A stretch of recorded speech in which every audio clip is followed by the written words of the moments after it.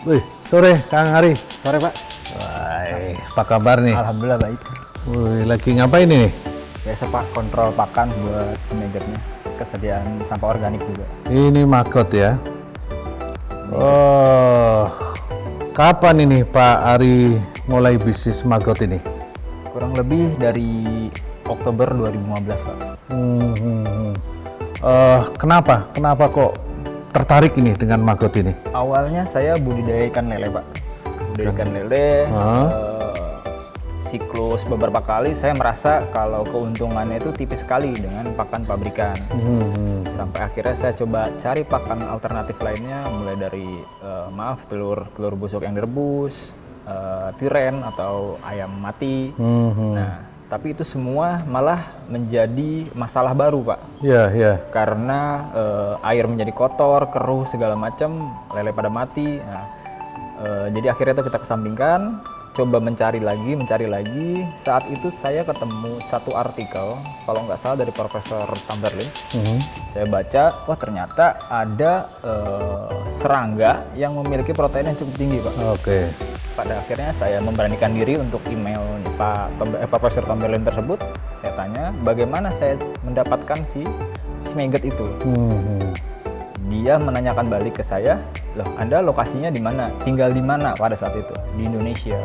Justru jawaban yang sangat mengejutkan itu dari Profesor Tamberlin, loh Indonesia adalah surganya BASF. Lalu bagaimana cara saya untuk mendapatkan atau berkembang biaknya si BASF ini? Ya. Saya diarahkan sama Profesor Tamberlin tersebut untuk mencari timbunan sampah, lalu mencari sobekan kardus yang memiliki celah-celah. Saya taruh di situ. 1 hari, 1 minggu, 1 bulan berlalu, saya hampir putus asa Pak, karena tidak mendapatkan si bibitnya itu. Ya. Sampai di bulan keempat saya melihat ada BASF terbang, lalu saya ngecek ke sumber kardus yang saya taruh di timbunan sampah itu. Wah, saya betapa bahagianya melihat ada telur lalat BASF di Oh, kardus jadi itu. ini nyari sendiri ya? Nyari sendiri, Pak. Oh, Nyari bukan beli telurnya di mana, bukan ya? Dulu itu malahan saya kebingungan untuk beli di mana karena informasi seputaran BASF itu sangat terbatas. 2015 ya? Betul Pak. Udah cukup Bahkan lama literaturnya itu boleh dibilang sangat jarang sekali. Informasi yang sangat berharga waktu itu kalau si BASF itu. Akhirnya singkat cerita saya dapat si telurnya, saya tetaskan tuh Pak. Saya tetaskan. Saking saya tidak mau kehilangan momennya Pak. Si telurnya itu saya tetaskan di dalam kamar, saya tidur di luar. Alhamdulillah menetas, nggak seberapa kalau misalnya dijumlahkan sama gramnya mungkin ya Pak ya, mungkin di bawah 1 gram pada saat itu. Saya tetaskan, dapat baby larva, saya cari sampah organik sebanyak-banyaknya gitu. Kemudian hidup sampai usia 10 hari, lalu saya aplikasikan ke lele saya Pak. Memang pada saat pertama kali saya lempar maggot itu ke lele, agresivitas si lele itu luar biasa Pak. Oh, seneng ya lele dengan maggot ini ya? Betul, senang bener. Berbeda sama dengan pelet jadi ya Pak ya. Iya. Jadi. Tapi pada situ saya mikir Pak, telur yang saya tetaskan itu sudah menjadi maggot lalu saya lempar ke lele. Saya harus mencari lagi atau mancing lagi selama 4 bulan Pak. Nah itu menjadi satu tantangan yang harus saya pecahkan Pak. Permasalahan yang harus dipecahkan karena saya harus memikirkan bagaimana cara berkembang biaknya si BASF tersebut. Akhirnya saya ulang prosesnya tersebut, saya mancing kembali. Alhamdulillah 2 bulan saya mendapatkan telurnya itu kembali Pak. Saya tetaskan, saya coba memahami bagaimana karakternya si maggot, mereka ini hidupnya di mana, tempatnya seperti apa, sampai ke kandang lalatnya. Gitu Pak. Sampai akhirnya 2016 saya alhamdulillah bisa menguasai satu siklus itu Pak. Jadi bisnis Kang Ari ini 2015-2016 itu bisnis maggot atau bisnis untuk lelenya ini? Jadi 2015 itu adalah bisnis lele Pak. Cuma saya melihat ada potensi maggot di situ. Ya. Kemudian seiring berjalannya waktu, saya mulai menyadari mortalitas lele lebih tinggi daripada mortalitas maggot. Dan ini sangat potensial sekali karena melihat protein yang tinggi dapat diaplikasikan nggak cuma ke ikan nih Pak, ke unggas juga bisa. Makanya saya putuskan untuk saya akan konsentrasi penuh 2016? 2016 betul. Oke, konsentrasi penuh di si BASF ini Pak. Seperti itu. Akhirnya lelenya perlahan kami kurangi lah. Berarti bisnis itu bisa mulai katakanlah 2016 itu sudah mulai dapat duit ya, bukan rugi ya? Alhamdulillah Pak seperti itu. Alhamdulillah. Dan sampai dengan saat ini sampah yang dibutuhkan atau yang dikurangi untuk pakan maggot ini berapa dan berapa kilo per hari nih produksinya maggot ini? Untuk fasilitas yang di sini Pak, kurang lebih 1.200 meter persegi ini, kita menghasilkan maggot itu 600 kilo per hari. 600 kilo. Dengan memanfaatkan sampah organik sebanyak 5-6 ton per hari Pak. 5-6 ton sehari. Betul.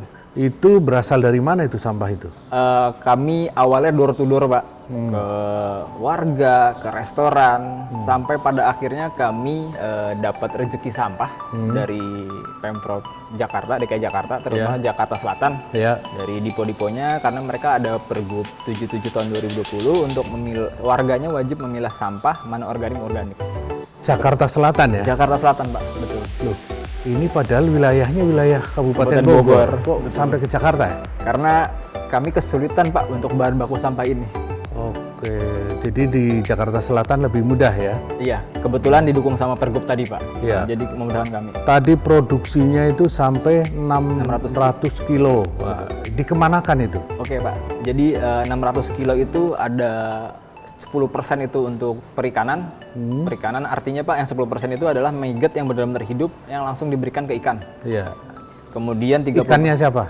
Ikannya pengusaha ikan Pak. Bukan punya sendiri ya, bukan ya? Pak. Oke. Kami menjual si maggotnya lalu kita distribusikan ke teman-teman pengusaha perikanan yang sudah mengerti dan tahu manfaat si maggot tersebut. Iya. Kemudian ke unggas dan sebagian lagi kami membuat produk turunan Pak. Ke kering, ke tepung dan ke minyak Pak. Seperti itu. Berapa persen tadi tepung minyak? Tepung minyak itu kita alokasin sekitar 70% Pak. 70%. Banyak ya, 70% untuk tepung dan minyak. Betul. Ini dikemanakan nih tepung dan minyak ini? Oke, kalau tepung memang potensial sebagai pengganti bahan baku pembuatan pelet Pak. Boleh dikatakan buat pelet ikan apa bisa untuk ayam juga? Unggas bisa Pak. Unggas. Karena pada dasarnya pelet itu berbahan baku tepung ikan Pak. Proteinnya dari sumber dari tepung ikan. Makanya dengan kehadiran si maggot ini bisa mensubstitut tepung ikan tersebut Pak. Seperti itu Pak. Tepung ikan sama minyaknya. Kalau minyaknya kemudian bisa dipakai juga untuk aplikasi pembuatan pelet dengan memakai 3-5% untuk pembuatan di awal. Nah, belakangan ini Pak, baru bermunculan market-market baru itu, mereka larinya ke kosmetik ternyata Pak, si minyak ini.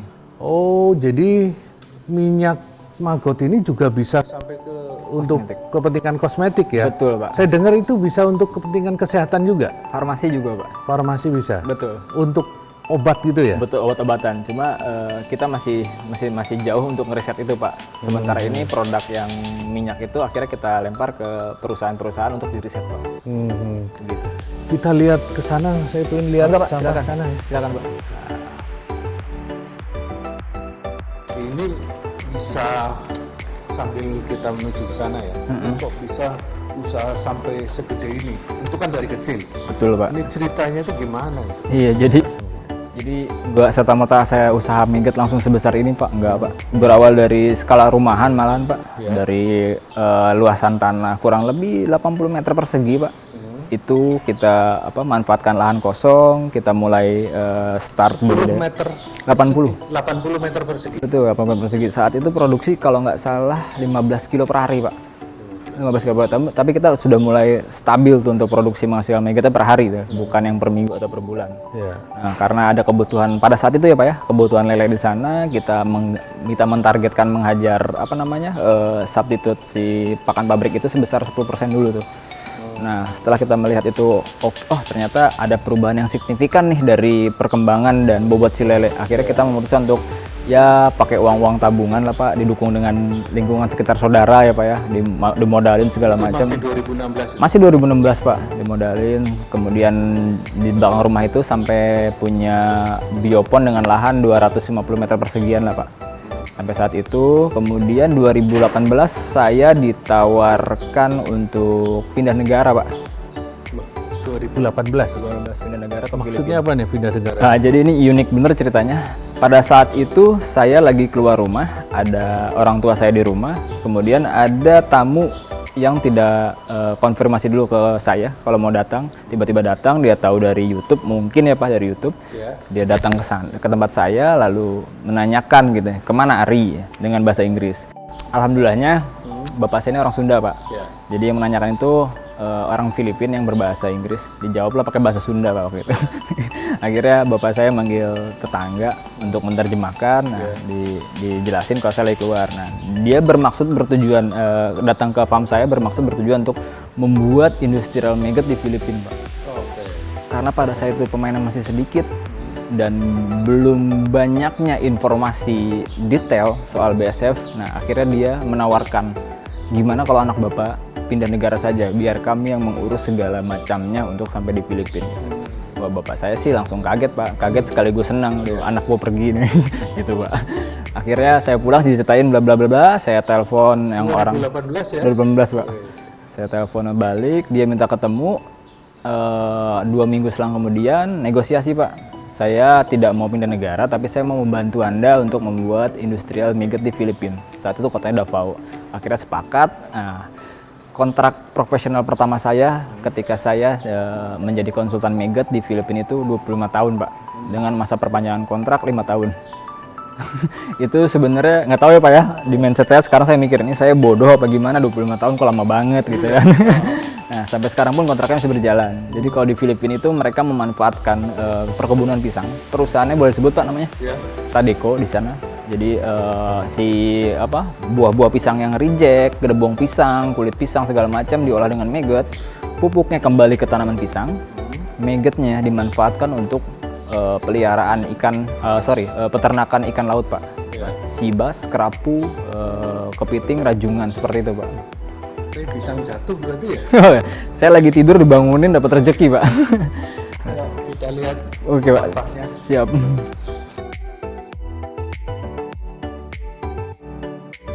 Hari ini sampahnya sampai 600 kilo juga? Enggak Pak, lebih Pak, 3 tonan Pak.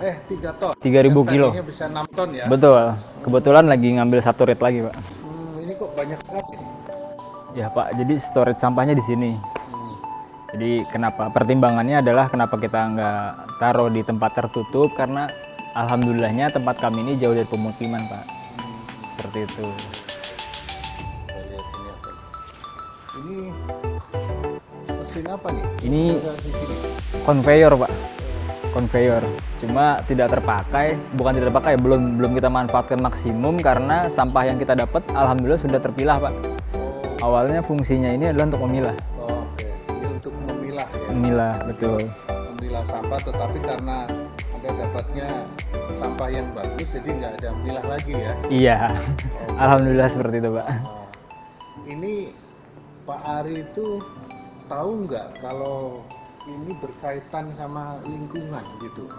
Awalnya saya hanya memikirkan bisnis Pak, profit. Nah, baru menyadari kalau peranan penting saya juga teman-teman kelompok juga memang di 2019. Oh ternyata kita udah selain dapat uang dari Mega, ternyata kita juga menghabiskan sampah yang begitu banyak loh. Berapa lingkungan yang bersih sampah organiknya oleh kita gitu Pak, oleh BSF tersebut. Kita lihat mungkin di tempat yang lain lagi ya, itu kayaknya itu kandang lalat Pak, betul Pak.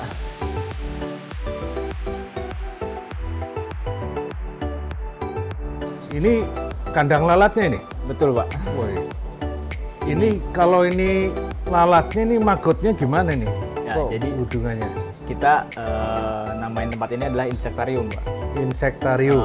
Ini adalah tempat mereka kawin dan bertelur gitu Pak. Nah, ini si lalat BSF ini adalah cikal bakalnya si maggot yang tadi kita lihat di biopon Pak. Oh itu yang ketiga tadi ya? Jadi mereka kawin terus kemudian bertelur, telurnya kita tetaskan, barulah si maggot itu ada. Seperti itu. Ini banyak juga yang mati nih di bawah?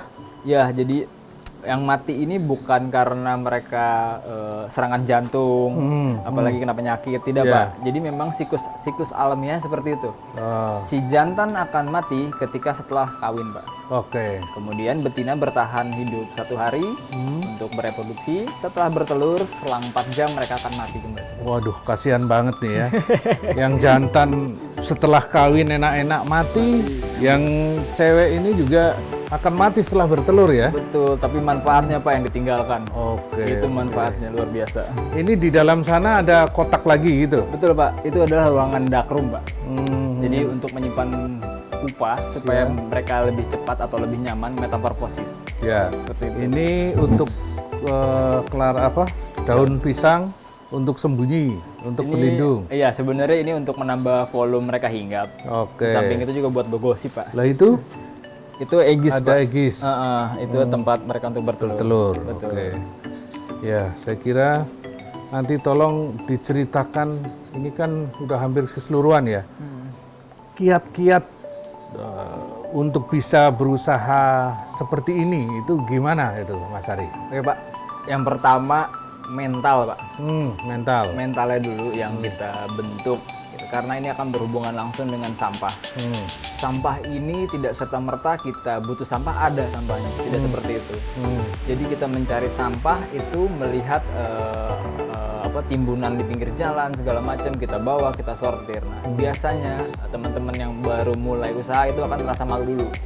Ah, ngapain membuang sampah gitu kan, lihat tetangga segala macam. Nah, pertama mental dulu. Kemudian kedua adalah konsisten Pak. Jadi jangan apa ya istilahnya, jangan sampai bosenan lah, bosenan Pak. Karena budidaya BSF ini sebenarnya mudah Pak ya. Ada bibit, ada sampah, diberi makan, jadi belatung, jadi sumber energi yang terbarukan untuk proteinnya.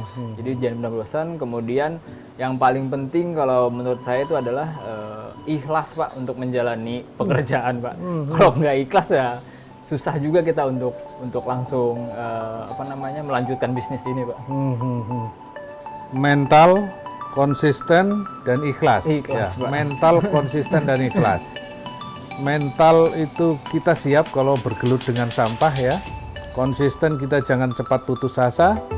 Terus yang satunya? Si kelas ini maksud saya gini Pak, karena oke Pak, awalnya kami berbisnis ya dengan sampah melalui biokonversi megat ini. Kemudian si kelas ini timbul tuh karena ada kesadaran. Awalnya kita mencari sumber-sumber sampah yang potensial ada keuntungannya. Lama-lama kita melihat timbunan sampah di pinggir jalan, wah ada rasa peduli untuk ngambilin sampahnya. Oh iya, ini hubungan sama lingkungan ya. Sama lingkungan betul Pak. Pak. Bagus. Jadi tanpa kita harus melihat itu, bukan itu kerjaan orang buang sampah, tetap kita ambil, kita pilah gitu Pak. Seperti itu. Iya. Terima kasih Kang Ari ini. Siap. Jadi para wirausaha kreatif, kalau kalian ingin menjadi yang lebih besar, maka tadi sudah disampaikan, kita lihat semuanya, bahkan kiat-kiatnya tadi, bagaimana mental kita untuk siap menjadi wirausaha kreatif, mengelola maggot. Kemudian tentu jangan cepat berputus asa ya, karena mungkin ada naik turunnya, ada sulit, ada tantangannya pasti ada.